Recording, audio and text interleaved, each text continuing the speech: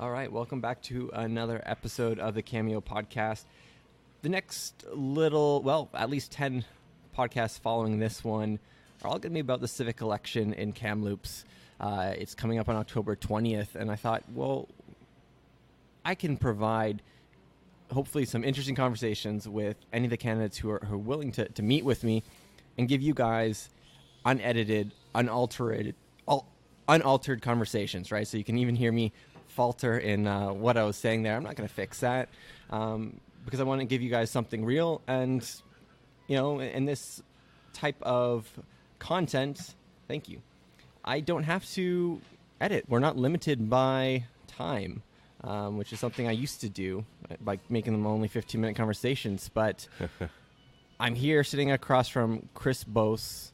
I believe I said his name correct. He's nodding yes. We're sitting in the Grindhouse Cafe, which is his unofficial headquarters, as he told me. And Chris, go ahead and introduce yourself and kind of your background if people haven't seen you pop up online with your articles or in the newspaper or your TV spot that's going to be coming out with CFJC TV. Okay, well, I'm Indigenous. I'm a dad. I'm an activist. I'm an artist. I'm a filmmaker.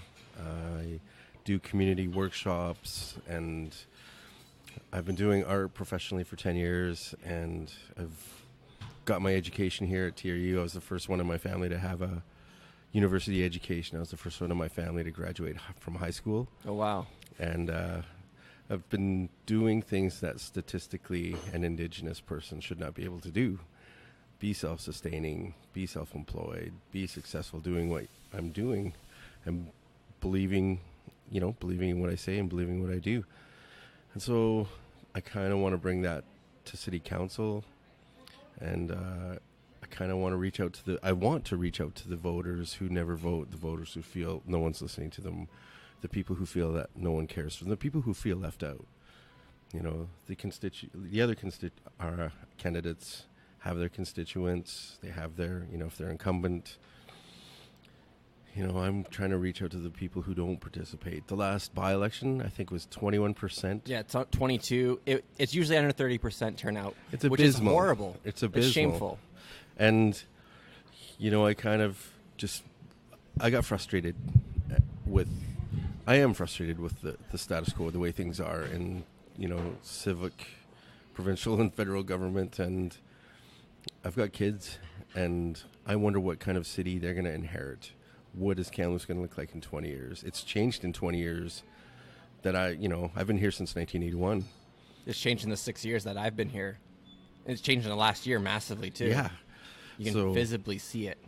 I think what we need to do is, our council should, I don't know how to explain it, but it needs to keep up with the pace of the changing world around us, and then keep up with the conditions and the things, the way people are living right now.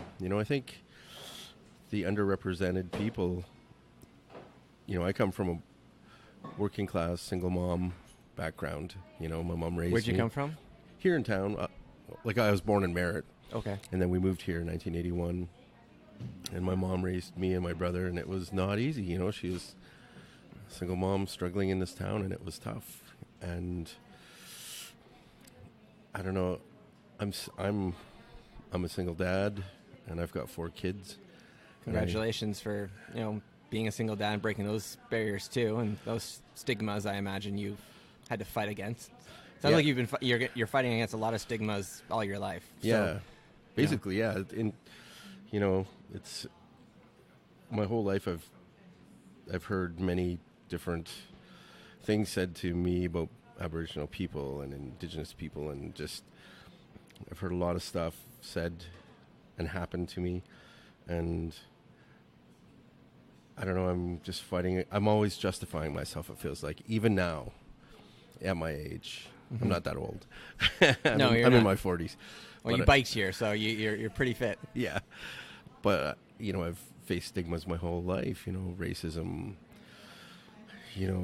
just brutal racism in this town that I've survived. I've been jumped and beaten and assaulted in this town. This right here is a scar from a cowboy boot that cracked my skull. Jesus Christ. And you can feel it all the way down. So I've survived a lot. in my life. And so I want to bring all these street skills, life skills to city council and represent people that I know aren't represented. Yeah. You know, on committees, we need more diversity in the committees. We need more inclusion in the committees that they have on city council, housing and economics and business and education and, you know, programs. We need more representation from the actual diverse city that we are. Totally.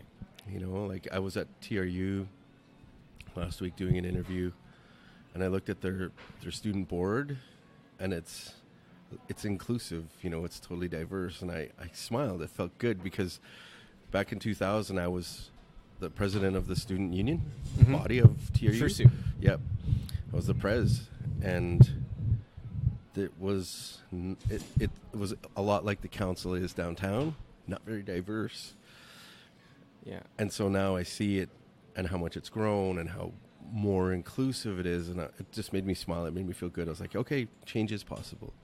Totally. Change can happen. And you would be the first Indigenous person on city council if you get elected. Is that correct? That's something we're looking into. Aboriginal people only got the right to vote in 1962.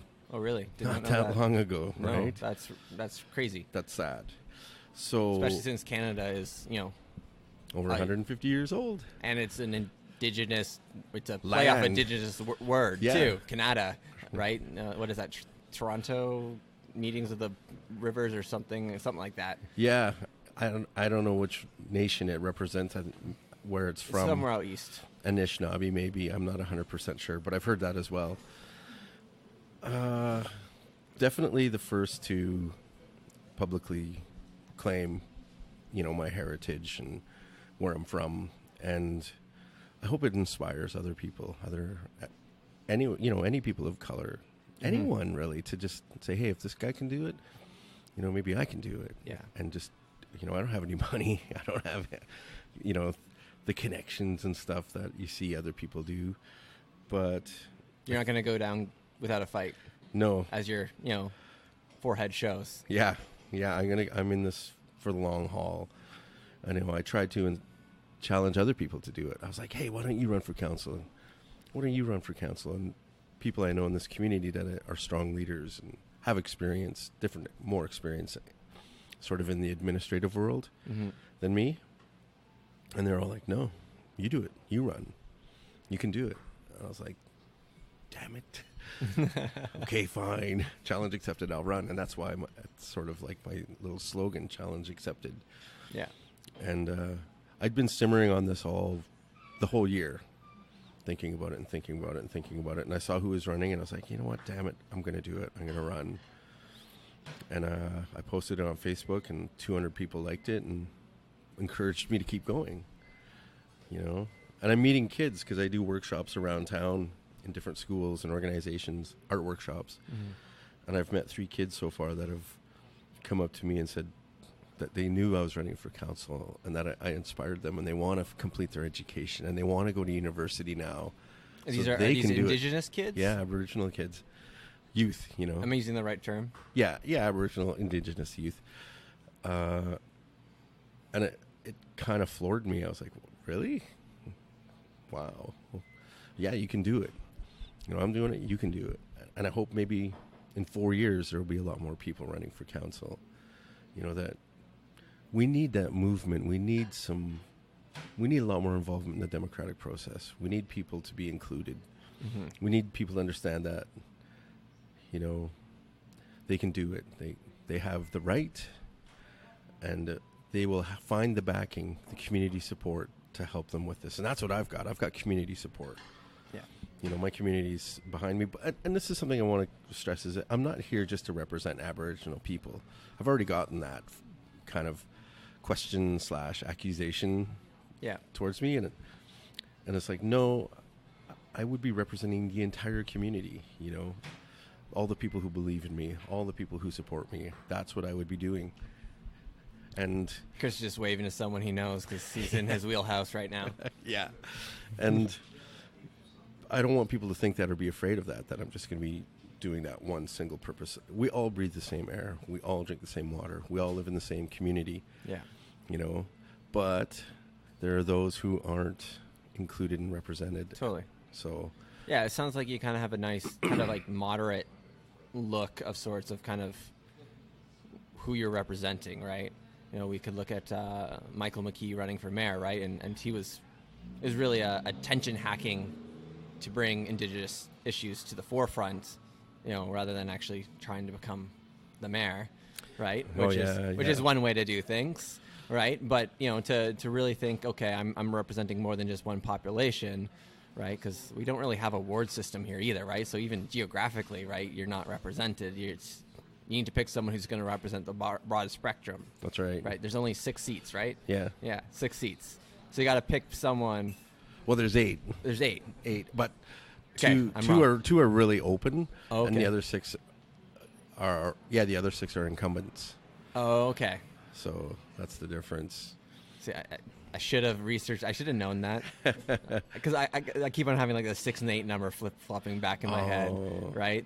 But I know it's crazy. There's like 21 people in the civic election, not including the school trustee side of thing, right? So it's highly contentious. Yeah, it is. Right. And there is room for a shakeup. Maybe one of the incumbents or maybe a couple might not make it. Right. Yeah. And what if we got a new board with like 4 incumbents and 4 new people? That would be great. Absolutely. We need more inclusion. We need more ideas. We need to keep up with other cities, how they're running, and sort of observe. And there's a lot of things in Kamloops. We're sort of it feels like we're always catching up. Right. We've got a strong sports sector. We're getting a stronger tourism sector, outdoor adventure stuff, but I mean, we have to sort of diversify our economy. Resource-based is one thing, but what about more sustainable ways of doing things? What about agritourism? What about, I don't know, Indigenous tourism? One of the things that I always find is that, there's this chasm, this huge, mighty chasm between Aboriginal people and non-Aboriginal people. And it's filled with anger and hate and racism and stereotypes and ignorance and bad opinions. And the way to overcome that is to bridge it, is to have community discussions. I'd like the city council to tell us what their role in reconciliation means. So far, I've seen nothing. What does reconciliation really mean to them? They could be holding town and council meetings, invite the community, both communities, Aboriginal, non-Aboriginal, to come forward and talk about things, talk about the residential school system, talk about colonialism, talk about the city's role in colonialism, right? Because the city, they push people out, push people across the river and said, ours, you're over there. You stay there. You can't leave there legally without permission from the Indian agent, a signed piece of paper. Right? And that happened all across Canada, cities. Cities pushed out people, took the land, made it theirs, set up a set of rules that, okay, Aboriginal people can't sell anything that they grow, can't sell their livestock, can't leave the reservation, can't purchase things, they can't do anything without permission. And that was for like over 100 years. So, we couldn't sell agricultural stuff. We couldn't sell hay. We couldn't sell cattle. We couldn't participate fully in the system of democracy that we have right now. So there, again, lots of catching up to do, right? Yeah. So as someone who's cast his lot into this democratic system we have, how do you feel about, in the past, not, if you were back 100 years, you wouldn't have been allowed to. Like, how does that all work? Like, do you believe in democracy? Sorry, I don't mean like big question, but I like the democratic system myself, right? Mm-hmm. But you look at me and I'm a white guy, right? But I do have a great grandmother who was Métis and was part of the res schools. Yeah, you wouldn't know that looking at me. Does that affect me? No, right? It makes me nothing in terms of Indigenous heritage, right? But are you hopeful in democracy, or do you think I don't really know how to phrase this, but I think you kind of get what I'm hopefully trying to. I am hopeful for democracy. I do want, I want my children to have a voice and to be included in the conversation. I want it. What really needs to happen is dialogue, right? If people work together and talk together and find out more about each other, then they realize that we're not so different. We all have the same wants, needs, and goals. We want to take care of our friends and family and our loved ones. We want to advance and share in this society all the wonderful things that we can, and we want to have a good life. We're not that different. Totally. It's just the government had specific rules to completely deny that. Yeah. And so now, as we move forward, we need to reconcile that. Yeah. We need to fix that. We need to address that. And the only way we can do it is by just starting to talk, just starting to have communication. Because if we don't, the old rules still win. Mm-hmm. The anger, the hatred, the racism, all that still. On both sides, on really. both sides wins, yeah, definitely. Right, because, I've definitely seen the old Kamloops, old boy, cowboy wearing side of things, but I've also seen the indigenous hatred too, right? It's all new to me because I'm not from this town, right? And so people have seen my eyes just light up like, did you just, really? Yeah. Right? Yeah. And then they go and try and justify themselves in one way or another, right? But, I don't think they're used to people just having that outright look of shock on their face of just going like, that's not how I grew up. Yeah. And I can say that I've had that reaction on both sides. Yeah. Right? So even recently I've had even just out campaigning, walking the streets and talking to people, I've had a couple of that old school bunch a couple of times. What are you running for? Blah blah blah. You get everything handed to you. Why? Blah blah blah. Racist. Rant towards me, and I'm like, deep breath. Yeah. Just deep breath, stay calm. Don't let it win.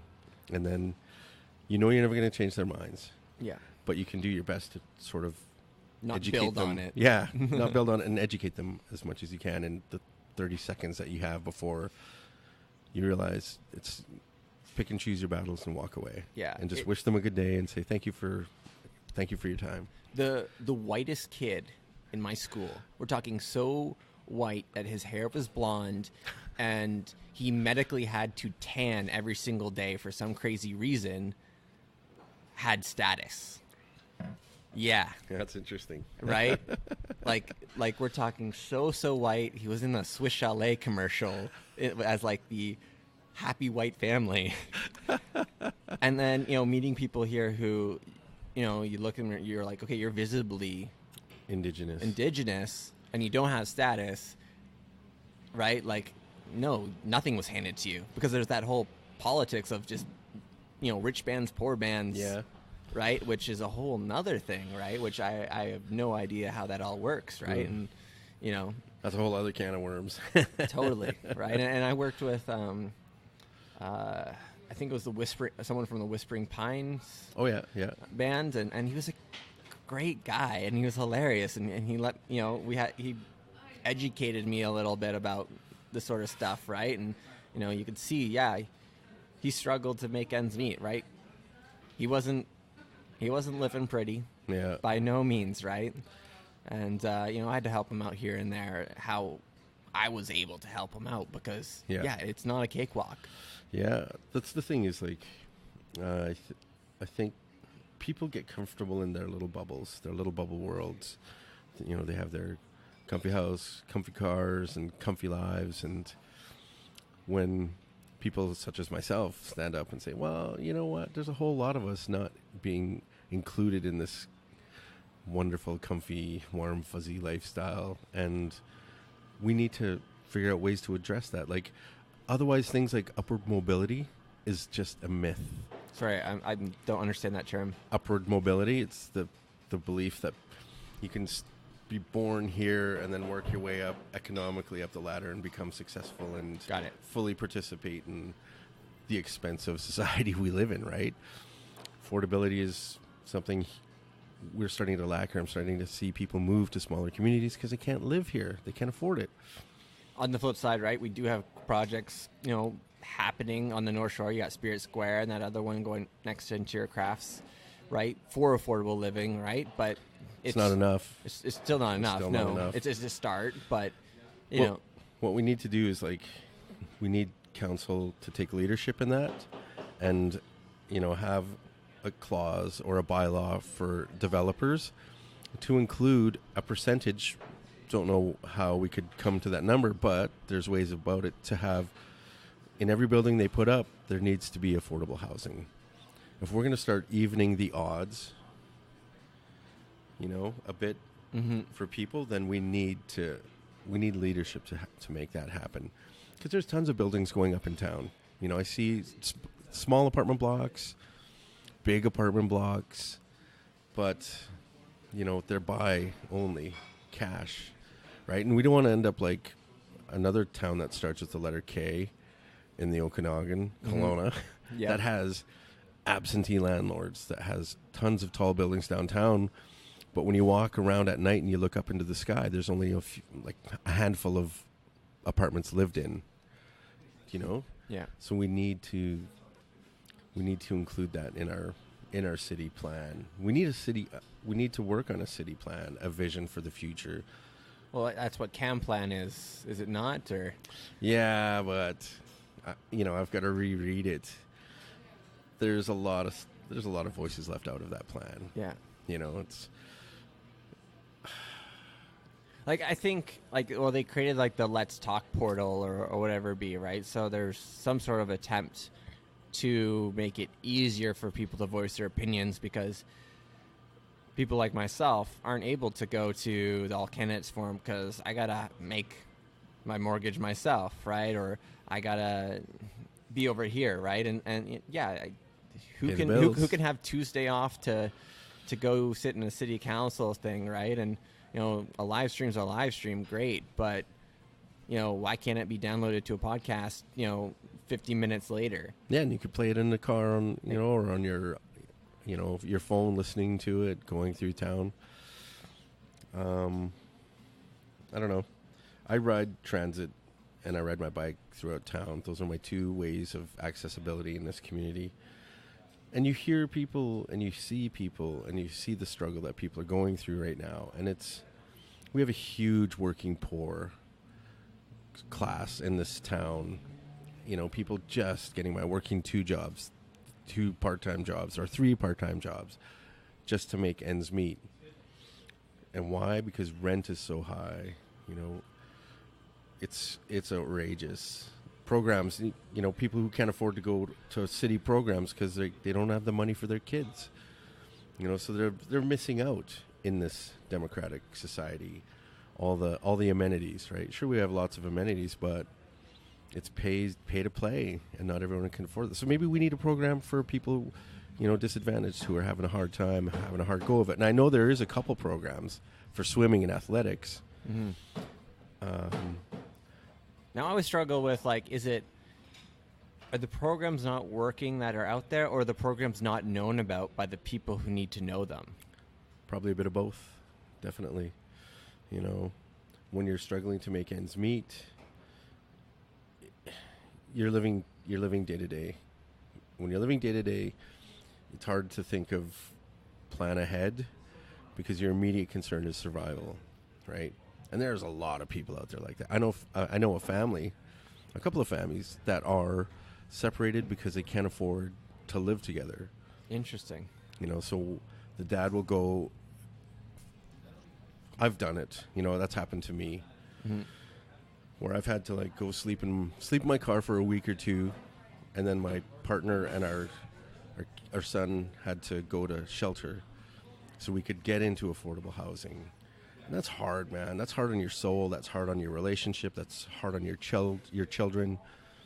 It's the ugly reality that people face in this town still. Mine was a long time ago. Well, not really, 10 years ago. But, it cost. There's a high cost to that. your self-esteem, your self-worth, your self-confidence. It cost our relationship never really recovered from it. And so that's a reality in this town that I don't think people are seeing. It's the hidden homeless. Yeah. The hidden costs of trying to make a go of it in the city. Yeah, you have to get creative these days, right? Yeah. And I'm certainly getting creative, and it certainly causes some anxiety with my wife of how are we going to make ends meet now that I'm kind of self-employed of sorts, right? But I do have some community support in that jump, right? Yeah. But it's always like thing. Okay, yeah, that's nice. That's a nice sentiment, Nevin.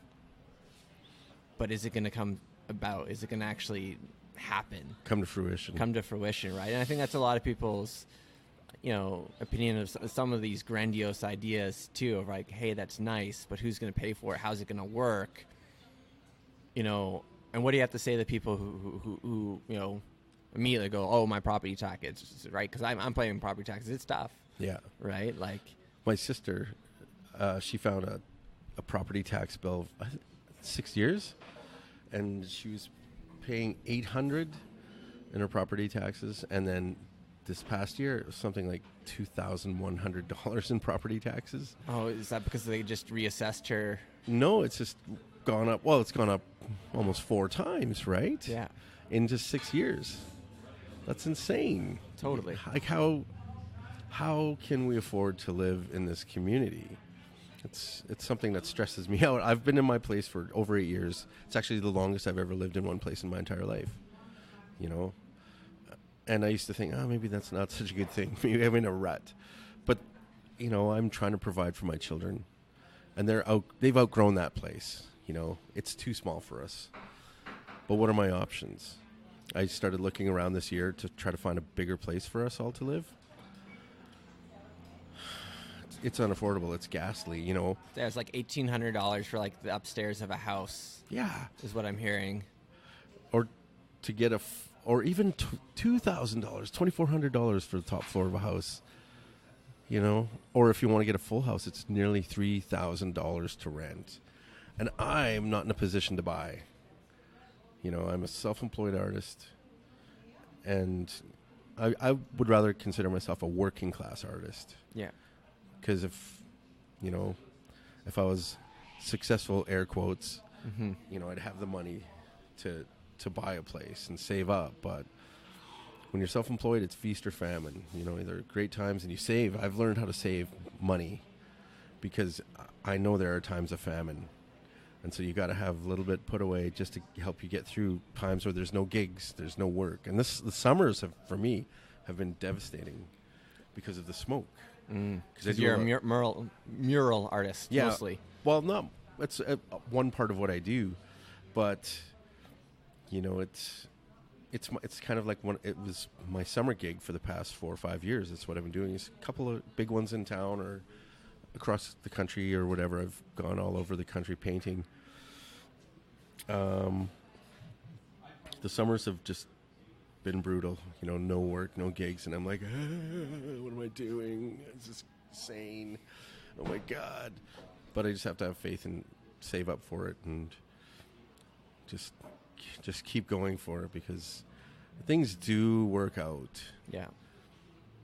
It just gets scary. Totally. I totally relate right now, and it's just reminding my wife, have some faith, trust that, I'll make sure, right? And it's unfortunate that in this age of social media, right, you're able to compare yourself to people, right? Like, why are they able to do this? And we're concerned of why, right? Because I consider myself part of the working poor, 100%. Yeah. Right? Do I have a house? Yeah.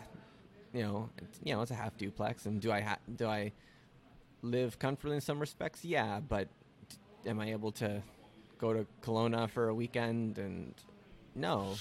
Yeah. Right. And I think it's unfortunate that we get to compare ourselves to that, and then you start living above your means too, right? Which, is scary. Which is scary, and part of the reason why so many people might have some issues because the credit card industry is a sales industry. Oh yeah, right? and they'll drive you into the ground if they can, because they just want the money. Yeah, They don't care. At what point? Yeah, because there's the tertiary credit resale industry, right? That's super shady and whatnot, But yeah, Chris, we've just been chatting about other sort of stuff, right? And whatever kind of comes up in those conversations is kind of what I really hope them to be. Well, right. And if something you want to talk about, feel free to jump on in and lead it, right? Because I just wanted to give people a different side of the candidates outside of the edited, polished traditional media narrative for sure side of things, right? For sure. And whether people want to listen to this side of you, I hope they do, right? And yeah. if they have a problem with the fact that I'll throw my opinion in there, that's fine. Yeah. Right. Yeah. I'm not trying to be unbiased. I'm just trying to have those conversations, those dialogues that you're chatting with. Well, one thing I've spent a good deal of most of my life working in the art industry, the art world. And I think we really need to look at that, having some kind of art center in this community. Like maybe we could turn something like the Henry Grube into a performing arts center, have it on the North Shore, spread the wealth in this town, spread the culture, spread the opportunities around this town. If we had an art center there, that would be fantastic. Back in 2011, I worked in Kelowna, and I kept my place here. It was insane. I had 2 places I was paying for. And I ran a gallery called the Alternator Center for Contemporary Art. And we were housed in the Rotary for the Center Arts building downtown Kelowna. And that was a wonderful facility, I don't know if you've ever been there, but you should check it out. It's right downtown, across from the arena. Okay. And we had two art galleries. We had 2 music rooms where bands could rent hourly or weekly to jam and rehearse. We had 8 or 9 artist studios that were affordable for artists to have their own studio or share it with someone, right? And that is such a huge thing to have. Like if you've ever had a studio and you've lost it, you know the pain. Because having a space where you can go and create and leave your mess, and leave your thoughts and leave your ideas, helps you grow as an artist so much, and we don't have that facility here. Plus we had a couple of we had 3 rooms for community groups, and like an artist could also just rent a room for a week or a month or a day to work on a project. And then there was a store, and then there was a venue. I can't remember how many seats, but at least 500 seating, a theater. And that was housed at the Rotary Center for the Arts, and it was amazing. Well, we need that here. We need that here, and I miss it. There is little things popping up here and there, right? So there's like the Republic, right? There's Arnica, there's Makerspace, there's what Mastermind's doing, right? So there is little, directed things, right? But I guess you're looking for like a more city community, just like the hub, like. Yeah, there's lots of little things, right? But there has to be spread out.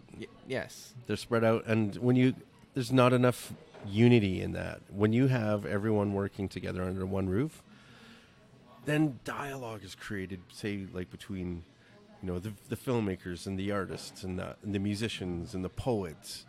Things percolate and ideas grow when you have these conversations together. If you're spread out all over town, it's hard to get to places. It takes time. It takes energy. It's a lot.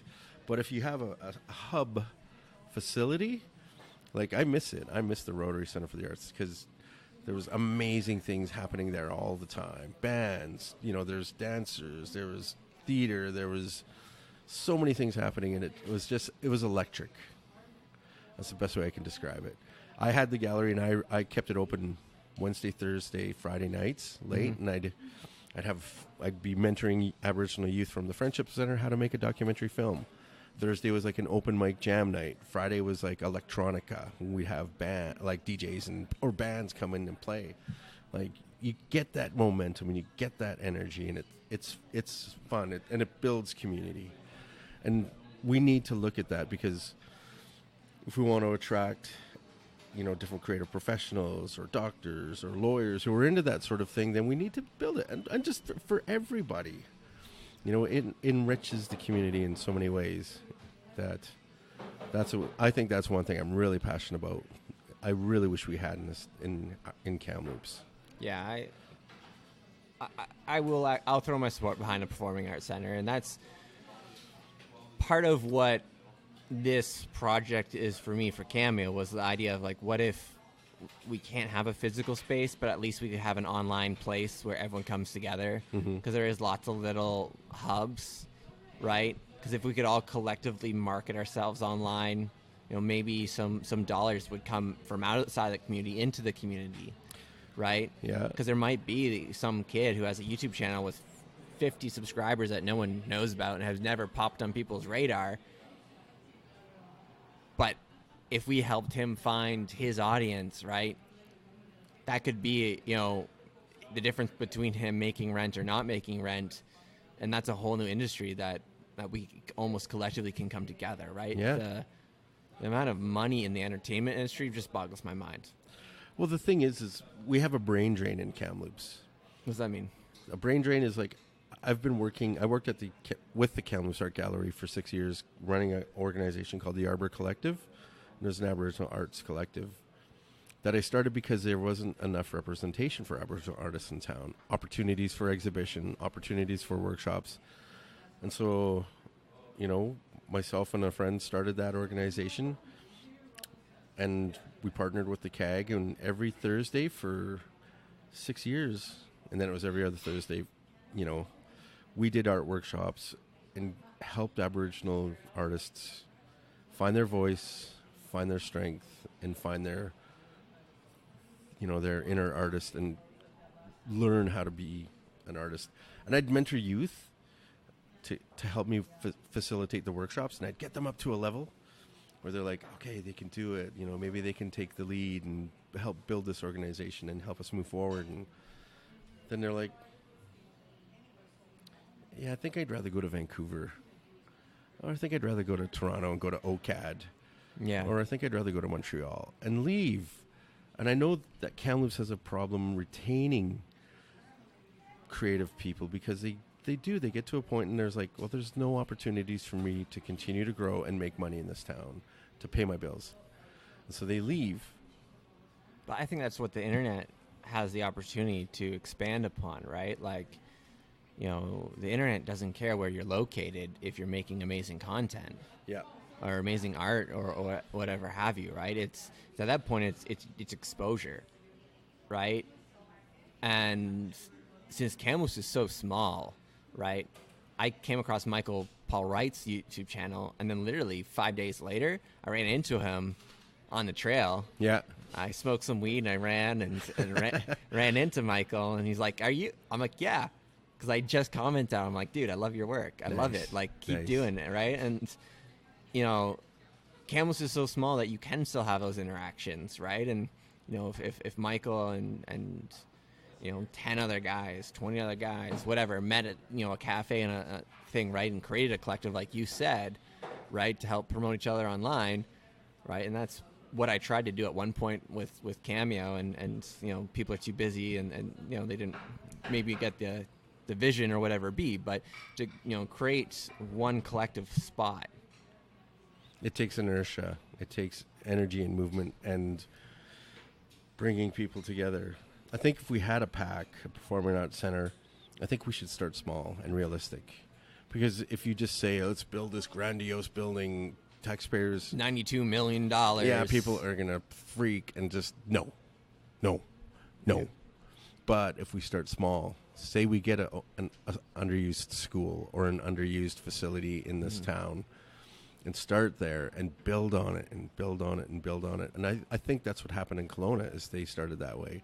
And then after 5 or 10 or years or so, then they built this facility that they have now. Yeah. It's grassroots. You start small and you just build it, and hopefully... Well, you look at what the Makerspace was, right? The Makerspace was a Wednesday night meeting that kind of grew out of Camel's Innovation Center called Hack, where it was like most of the time it was just Eris showing up with like, hey, I built this and this is cool, and you know, I'd pop on in and it was like 4 people sitting around a table at the HOL center, you know, at HOL and at TRU, right? Yeah. And you know, and then 100% grassroots, and now they have an amazing facility that's just a booming community of makers. I talked to Nicholas Adams about it, and he said they do lose people too because of the brain drain. They're like, oh, I can only go this far, and I need more things, more ways to access things, and so they leave. Like in Vancouver, I know there are places in Vancouver where if you're a filmmaker, you can go rent a kit, a light, a camera, a mic, and then you can have time in an editing bay, and it's not outrageously expensive. It's actually affordable, $100 for a kit. Well, Mastermind's doing something like that. Like they have like 16 computers that are going to be showing up or whatever it be, right? So there is someone kind of working on that, but takes time. It takes time. Like I could have rented this audio recorder, you know, for a conversation. That would have been $15, you know, for a day or 3 days, right? At Loan and Persuade? Long and McQuaid. Yes. Yeah, okay. Yeah, there you go. I call it Loan and Persuade because... I've never heard of that. because, I don't know. I did start off financing it. I'll be honest. Mine too. Like I'm there too.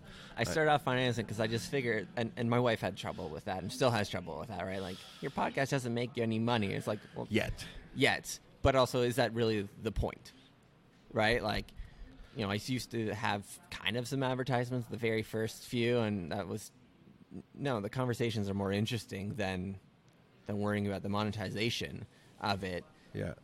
You know, if $600 worth of equipment, right, is really a small investment. Yeah, it's a lot of money to me right now when I'm trying to make my mortgage. Yeah. Right. But I'm now sitting in front of you and going to be sitting in front of at least 10 other city council candidates who are taking me somewhat seriously. Yeah.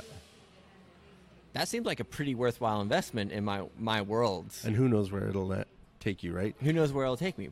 But you said you ran into Michael, and Michael and I met about 6 years ago, and you know, he had a drive he wanted to do stuff, and you know, I had gear and experience, and I said, well, let's do something. And I'm so used to people saying, yeah, I'll show up, okay, cool, and then nothing, right? Oh, absolutely. And I was that way many a time too. I'm sure you were as well, right? You get hyped up and then nothing. So he showed up, and we've been making films together for six years, and you know, I mentored him, taught him how to do an interview, and taught him how to act and be comfortable in front of a camera, and we work together really quite well. And you know, it's good that he's doing his own thing, and he's taking bold steps and believing in himself to do that. And that's what community is all about. We help each other out. We encourage each other. We lift each other up together, instead of like clawing at the almighty dollar and just me first, me. You know, if we work together, then the community rises together. Yeah, and that's something I really, really believe in, and really want to see happening more. It needs to happen. We need to change our entire way of thinking. It's community over competition, right? Yeah. And we're in a world where your success doesn't mean someone else's failure, right? I feel like so many people have this thought that like if you succeed, someone else might fail. It's kind of true in the sense that you're running for only one of 8 seats that's available, right? So your success would be someone's failure. Or you flip and go like, okay, I've now succeeded, and I've now got 20 Indigenous kids who are fired up about politics, civic politics, democracy. It's something that unfortunately they've almost been cut off of by their own community, saying like, no, we don't, we live, you know, the government's bad, and yeah, the government is always gonna have its issues, and obviously reconciliation is a bigger issue than we can ever solve over a podcast. But if they start changing their mindset and we start changing our mindset, yeah, those dialogues will happen. And who knows? Kamloops has changed a lot in the 6 years I've been here. I've seen the changes in the last year, mostly on the street, unfortunately. Yeah. But in 5 years, right, this could be a completely different city. And that's really what I hope to see, right? And I think that's kind of what you're kind of saying as well, right? Not to put words in your mouth. No. I agree. You know, it's at the end of the day, yeah, I would be taking a seat from somebody else if I won, right? But I kind of look at it as like, well, this is my turn, and if I do good, then awesome. If I don't, and you know, then next time somebody else wins and represents. I kind of look at all the people that are running, is we all care about our community. We all want to do what's right, and we all want to do what's best for our friends, our family, our constituents. And, you know, I don't really see anyone, you know, like Dr. Evil and, you know. No. They're trying to take care of their immediate community. Yeah. I think it's the safest way to say it, right? And so, if I want a seat, then it's just my turn.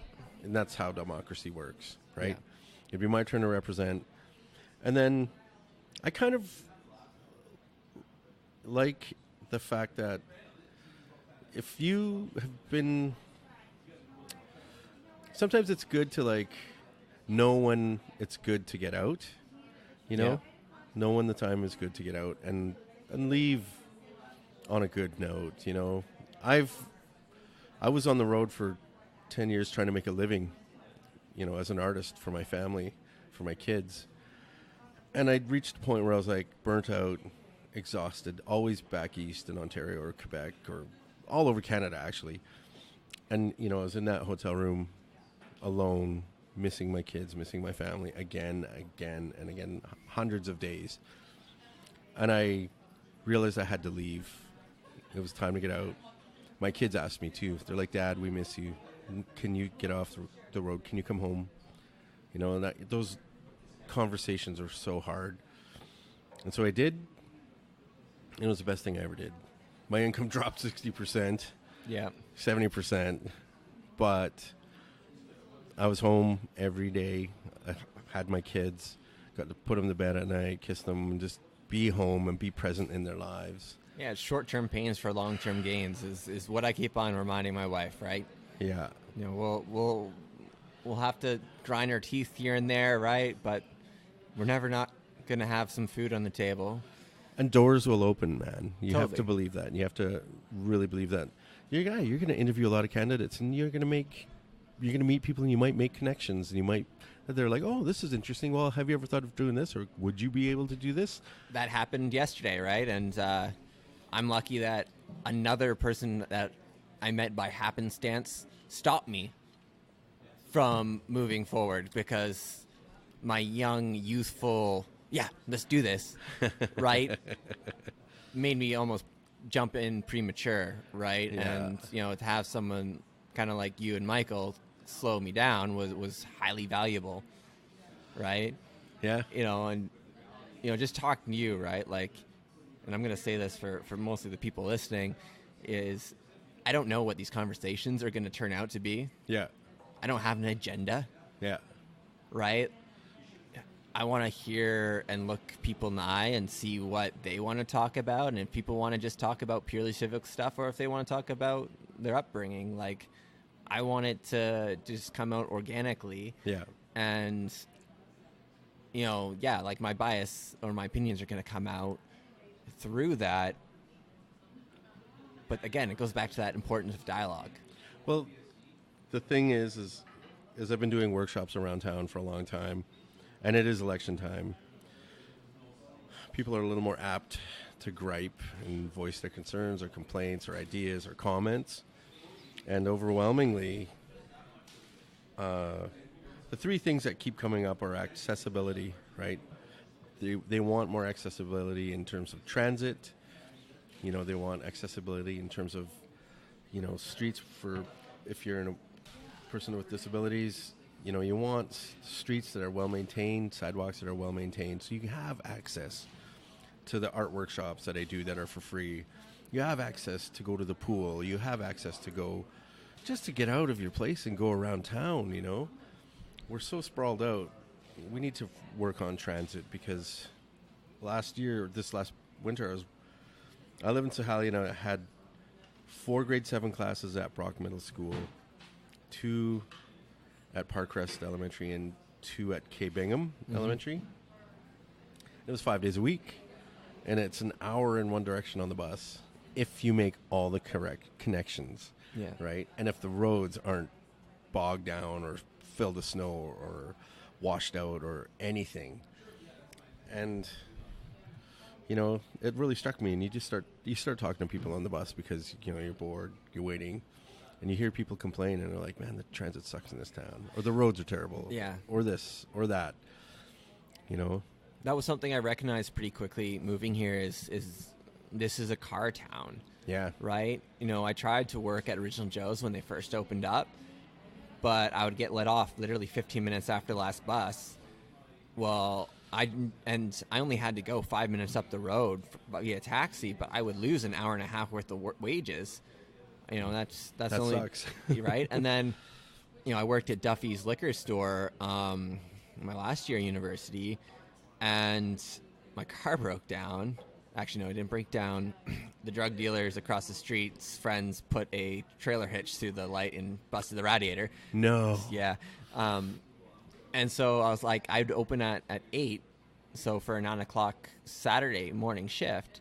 Well, the buses don't run at 8, right? And this is, you know, a minimum wage job on a Saturday. Well, who works Saturdays at 8?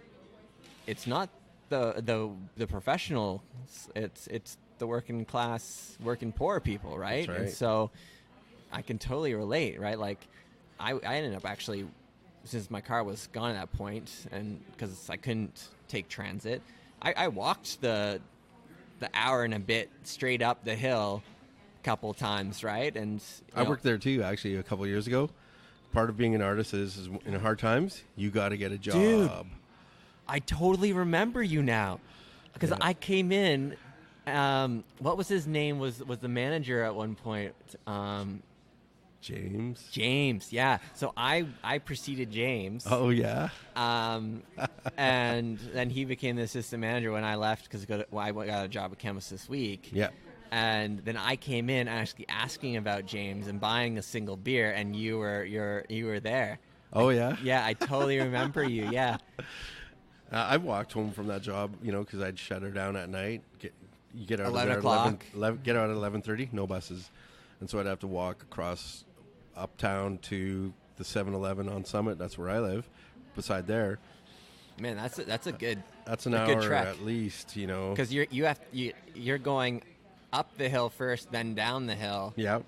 Yeah, that's a solid trek. Yeah, I'd have to go across the highway behind that drugstore, TD, Original Jones complex. Yeah. And then get on Spring Hill, walk down Spring Hill, and then go up Summit. And it's, you know, it's cold in winter, you know. And this is something I've seen this past week. How much time do we have? Dude, in theory, until the batteries run out. Okay. 10 more hours on the SD card, right? We're only limited by our schedules. Yeah, okay. That's the beauty of this, right? Like, if someone who's still listening to it at this point, first of all, thank you. Yes, thanks. And thank you. And second of all, it's like, why not? If the content's there, Yeah. why not? If you're a candidate and you're meeting someone at a cafe, why not just connect to Wi-Fi and turn on Facebook Live and broadcast your conversation? Like, Yeah, that's a good idea. I don't know why I'm not doing that. like, this is my whole thing, and part of the reason why I'm not working in certain places is I have a issue for people going like, Nevin, we don't do that. When it's just like, why not? Yeah. Right? This is the medium that people can tune in on demand as they need. Yeah. Because that's what I need, because I'm a young guy who's going to hustle his fucking ass off to make ends meet. Yeah. That's what you got to do. And I can't change my schedule to meet, these civic meetings, Yeah. Hey, are you going to be at the All Canada's Forum? Yeah, I would like to be. also, I don't know if I'd like to be. I think I'd rather just put in the headphones and listen while I'm mowing the lawn. Yeah. Right? But that's because that's who I am as a millennial. Okay, one more thing. Back on the transit thing we were talking about. This past week I was out campaigning a lot and putting up signs around town, and I caught the bus from downtown. I could get dropped off somewhere and catch the bus home around 7 or 8 at night. And the city hasn't taken into account that there's a huge amount of international students here, and they take night classes. They have night classes, and the buses are absolutely packed to the gills. And I've seen, before we even get to across from the hospital, the bus stop there, it's full. Like, it is jam-packed. And we left people behind in the dark, in the cold, on the street because the buses were too full. At 9:30, 10 o'clock at night. No, 7:30. 7. Oh, 8:30, okay. Early. Oh, wow. Early this has been happening. 8 o'clock at night. We're not keeping pace with the way our city is growing and developing. Imagine if the bus left a mother and child in a stroller on the side of the street at night because there was no room on the bus. Then we are literally, that's a human rights thing. We're literally leaving people in the dark and in the cold. And so we need to fix that. We need to address that. And it needs to happen fast. Things move at a glacial pace in politics, in bureaucracy, in administration. So we need to think about how maybe we need an infusion of inclusion at the city level, in administrative, in roles. I'd like to see the numbers of the actual diversity of the workforce of the city of Kamloops. I'm sure it's out there somehow, some way. It'd be interesting to see. But that's just one thing that really, stresses me out. I'm a dad. I take the bus with my kids, and there have been times where it's been really full, and I'll give my seat to my kids, and I'll stand. I don't care. But yeah, I took the bus from grade 7 to grade 12. Yeah. Right? Because I had an enrichment program that I was lucky to take part in, but it was across the city. So grade 5 and 6, they would bus us via school bus. Yep. Short bus. And then 7 on, you're on your own. And yeah, I've seen people, getting home from school, right? You're grade 7, grade 8. Like, it's not like you're young, but you're also like, yeah, your parents expect you home at a certain hour. Yeah. Right? At a certain time, and you're getting left behind or whatever it be, right? I totally understand the issues revolving public transit, and I've been fighting with. Yeah, I've got a wife on maternity leave, and I got 2 cars on the road right now. And how can you do it? That's crazy, right? Like, I want to take mine off the road, but also, like, if I'm hustling on the side, well, I might really need it as well, right? Like, yeah. I got a pair of skis that I sold for $120, and the guy's going to pick them up later today or whatever. It's like, okay, what do I got to do to make ends meet in the short term? Yeah. Right? Yeah, like, I can't bend what work hours I am working, scheduling to work with my friend versus, when my wife needs stuff or whatever it be, right? It's that tricky balance. And yeah, I could show up on the bus on, with a pair of skis. People do it. I've done it. Yeah. But now I'm cutting down my hourly gains as well to possibly make more money elsewhere, right? It's this weird, tricky balance of... There's a stigma in this town, too. If you ride transit, there's a stigma that it's not as bad as it used to be, but, or you're poor, or you're this, or you're that. And it's like, well, yeah, maybe, definitely. But I've been fortunate enough to travel across Canada working on art projects and exhibitions and stuff. And I try to catch the transit in every city I ever go to. I've caught the bus in Sault Ste. Marie, and it's a lot like here. I caught the bus in Brandon, Manitoba. It's a lot like here. But I've also caught the bus in cities like Toronto, Montreal, Ottawa, and you see the diversity of the people on the bus. It's everyone catches the bus in those cities. Yeah, it's every 15 minutes, every 10 minutes in some places, right? It's just clockwork. And you see people schlepping on board a huge cello, Yeah. Or like a bunch of percussion instruments, or like stuff. It's not seen the same way as in a small town, but that's changing. Thankfully to TRU. TRU has really helped literally change the face of this community. It's a lot more diverse, and I really appreciate that and really value it, But I think the city needs to just keep pace with the change and, find a way to stay ahead instead of ketchup. Yeah. I only like ketchup on hot dogs and burgers. I don't like it in my community. Yeah. So it's something I just keep thinking about. It's like, man, Kamloops, we're always playing catch up with stuff. And it's like, why don't we take the lead? Why don't we find a way to take the lead in something? Totally. Well, like they kind of did with the tournament capital thing, but they took the lead, a decade ago or whenever that came around, right? I think it's longer than that. Yeah. Like they recognized a need and they took it, right? And that's kind of where this podcasting also come from too, right? Is I recognize a need. Yeah.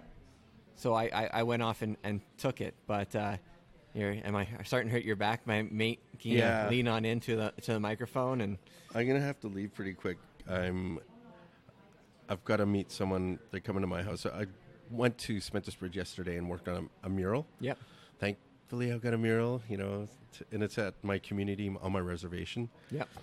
And so we painted for 7 hours yesterday, just prepping, getting the concrete primed and ready for the mural. And then I made the mistake of, my chief said, "Hey, do you want to go fishing?" And I said, "Hey, I want to go fishing. I want to get fish for my family." And so we went dip net fishing, and dip net fishing takes a lot of upper body strength, because you get this big, huge net, and you're throwing it into the river, and you're trying to scoop it. You're trying to scoop the net through the river to get fish. And so as we've been here, I'm starting to stiffen up. I'm starting to feel sore, and I gotta meet my friend who helped. Yeah, and totally. Get them. Yeah, I got the next candidate at 1 o'clock all the same. So thank you, Chris, for meeting with me and having this conversation, right? And thank you. I hope everyone who's listening, kind of learned something different than they've seen online. And without much more, I'll leave it at that, because it's been well over an hour. And be sure to tune in to the next Cameo Civic Election Special Edition, whatever we're going to call it. Yay! I'm going to be pumping this out as fast as I can so that you have as much time as you need, as long as you try and listen to before the 20th, and as long as you vote. Yes. I don't even care if you listen to them, as long as you vote. Please vote. So if you want to see changes in the faces and leadership in this town, then we need to see changes in the faces of the people who are voting in this town. And if you think your vote doesn't matter, please, your vote is so strong. Don't throw it away. Absolutely. If you only know one person on council, vote for that one person. You don't have to vote for all. This is the thing people don't realize. They go in, it's intimidating to go in and vote because it's bureaucratic, and then you see all this list of names of people who are running for council. A lot of times people think they have to pick 8. No, you can pick 1 or 2 and vote for those 2 people and make your vote count and leave feeling happy that you actually participated in democracy and you're helping make the community a better place. Yeah. There. Awesome. Well, thanks again, and till next time, Cook's be sure Jam. to check on in, and peace.